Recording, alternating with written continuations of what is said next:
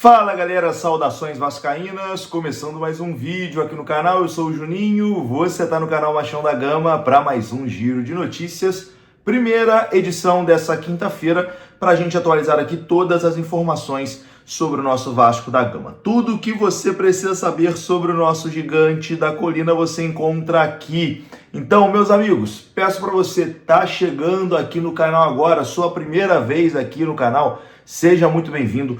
Todos os dias a gente fala de Vasco da Gama aqui, de forma rápida e direta, sem enrolação. É o local para você ficar bem informado sobre o nosso Vasco da Gama. O canal é gratuito e a única coisa que eu te peço é a sua inscrição. Se inscreva aqui no canal, tem muita gente nova chegando, muito obrigado. Então vem também, se inscreva, é muito importante a sua inscrição para a gente continuar crescendo aqui na plataforma. Peço também o seu like, o like é importante para o vídeo ser divulgado para mais vascaínos. Nesse vídeo aqui, a gente vai falar sobre um pedido atendido, de Fernando Diniz. Fernando Diniz fez esse pedido e a direção do Vasco atendeu. Vamos falar também sobre um investidor interessado em adquirir o potencial construtivo de São Januário. Vamos falar também sobre os valores da venda do atacante Figueiredo.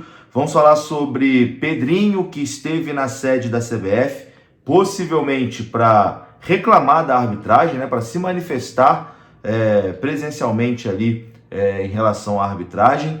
Tudo isso depois da vinheta. Antes da vinheta, como eu já disse, você deixa o like que é importante e se inscreva aqui no canal.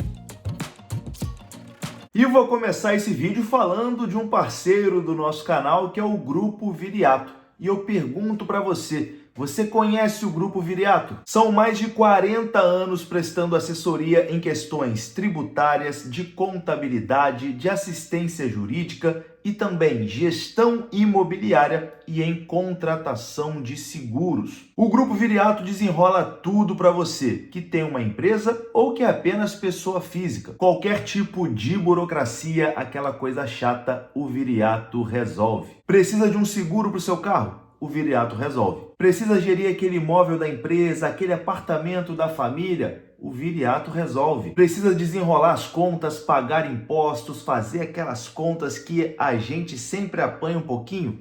Chama o Viriato resolve. O Viriato resolve tudo. Tem até assistência para o seu pet, isso mesmo, seu cachorrinho, seu gato, seu animalzinho de estimação. O Viriato também tem a melhor solução para ele. E o melhor de tudo, é uma empresa 100% vascaína, que está sempre ali no dia a dia do nosso clube e que ajuda a divulgar ainda mais o nome do Vasco e está sempre ao lado de quem está junto com o Vasco. Então, nada melhor do que você precisando de algum tipo desse serviço, procurar o Grupo Viriato. Tem o telefone aparecendo na tela, tem o QR Code para você já ir direto entrar em contato com eles e tem na descrição do vídeo mais informações. Grupo Viriato, parceiro aqui do canal Machão da Gama e não só do canal Machão da Gama, parceiro de tudo que é relacionado ao Vasco. Bora lá então, meus amigos, vamos começar falando sobre o presidente do Vasco, Pedrinho, que esteve ontem na sede da CBF aqui no Rio de Janeiro.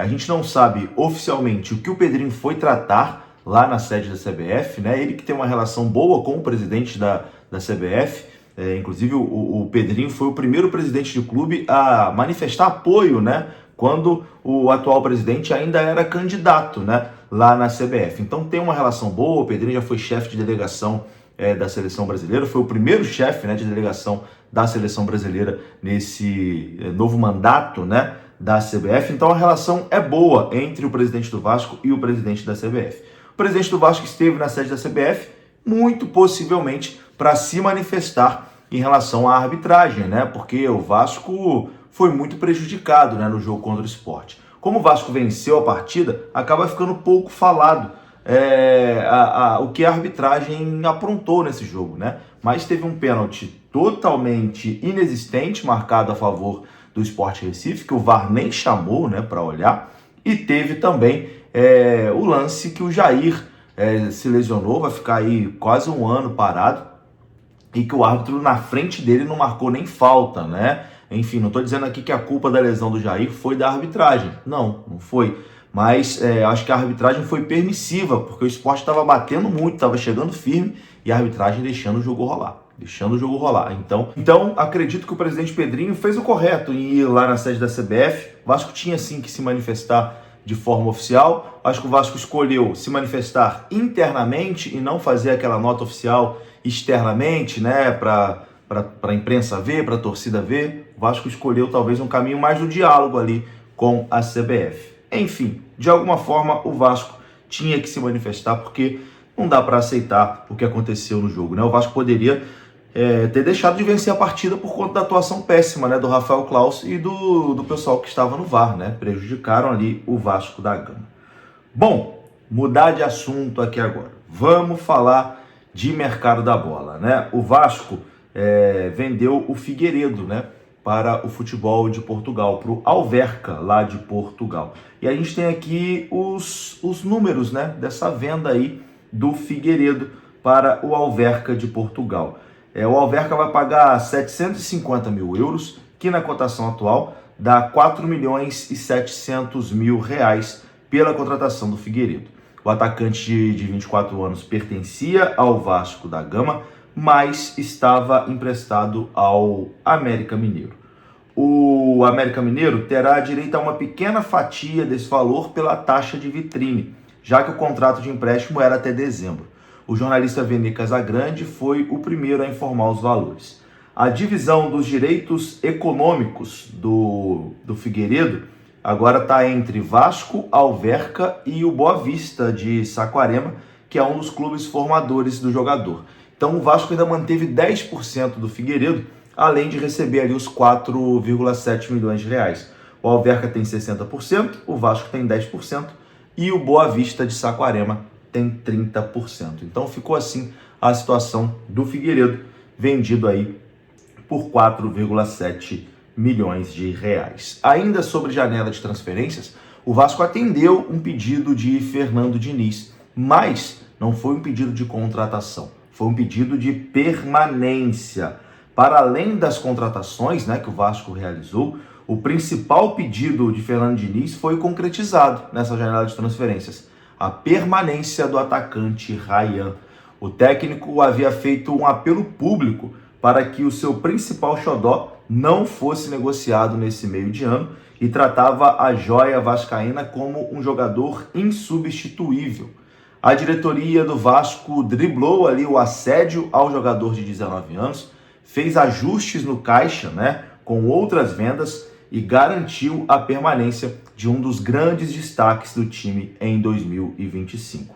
Para segurar o Rayan, o Vasco vendeu o Luiz Gustavo ao Bahia para aumentar o fluxo de caixa e também pagar contas. E apesar de Diniz também não querer perder, né, o zagueiro, a saída possibilitou a permanência do Rayan por mais tempo. O negócio, né, do Luiz Gustavo girou ali em torno de 5 milhões de euros, algo em torno dos 32 milhões de reais, por 70% dos direitos econômicos. Então, o Diniz fez esse apelo, fez esse pedido para a permanência do Rayan e teve o pedido atendido. É importante a gente noticiar esse tipo de coisa também, né? Porque não era fácil manter o Rayan, não era fácil, né, segurar. Era um assédio muito grande, ainda mais o Vasco precisando de dinheiro como precisa, né, para pagar as contas. Você manter um jogador pensando no retorno técnico, né, é uma boa jogada, né, aí da gestão. A gente critica pra caramba aqui a gestão, mas quando acerta a gente tem que elogiar também. Meus amigos, para encerrar esse vídeo aqui, vamos falar sobre a reforma de São Januário, porque os amigos do canal Atenção Vascaínos conseguiu ali apurar a informação sobre o empresário que hoje é o maior interessado em comprar 85% do potencial construtivo de São Januário. O nome dele é Wilson Borges Pereira IV, da empresa Sodepar.